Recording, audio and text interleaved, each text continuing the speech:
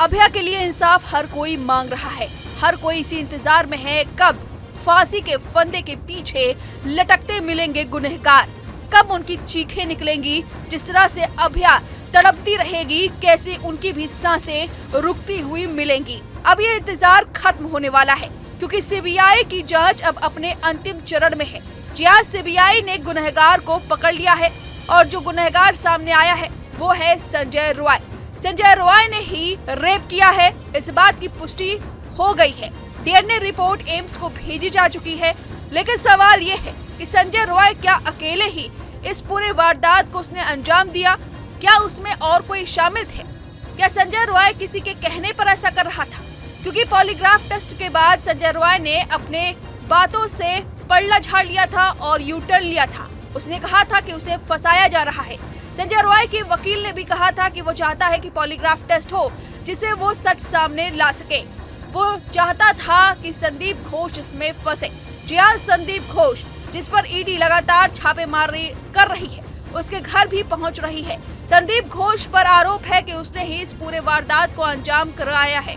उसके ही कहने पर संजय रॉय ने ऐसा किया है। एक ऑडियो भी वायरल होता है और संजय रॉय की एक चिट्ठी भी वायरल हो रही है जिसमें उसने 10 अगस्त यानी कि 9 अगस्त के एक दिन बाद 10 अगस्त को डॉक्टरों के कमरों को रेनोवेट करने के लिए एक चिट्ठी लिखी थी।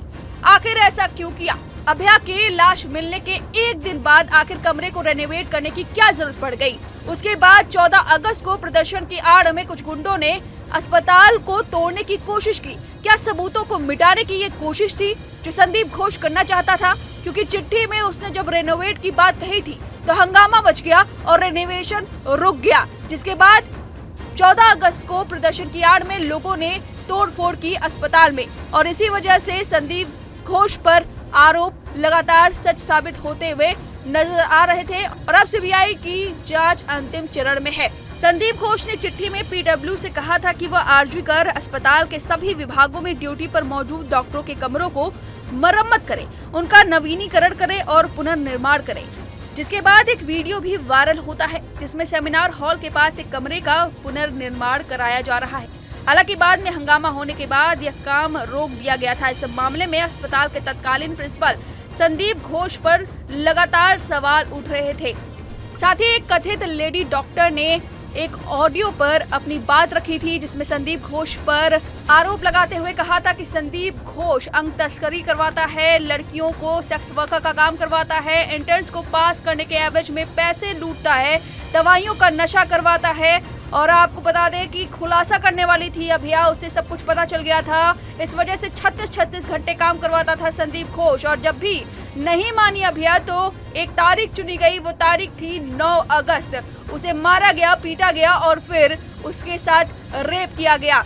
ये एक कथित ऑडियो वायरल हुआ था जिस पर आरोप लगे थे संदीप घोष पर और सोशल मीडिया पर लोगों का गुस्सा फूटा था संदीप घोष के खिलाफ। और अब सीबीआई जांच कर रही है। ईडी भ्रष्टाचार के मामले में संदीप घोष पर लगातार उसके घर पर जांच कर रही है और अब देखने वाली बात होगी क्या कुछ खुलासा होता है। फिलहाल इस खबर पर आपकी जो भी राय है हमें कमेंट करके जरूर बताएं। न्यूज नेशन अब व्हाट्सएप पर खबरों के ताजा अपडेट के लिए न्यूज नेशन के इस क्यूआर कोड को स्कैन करें।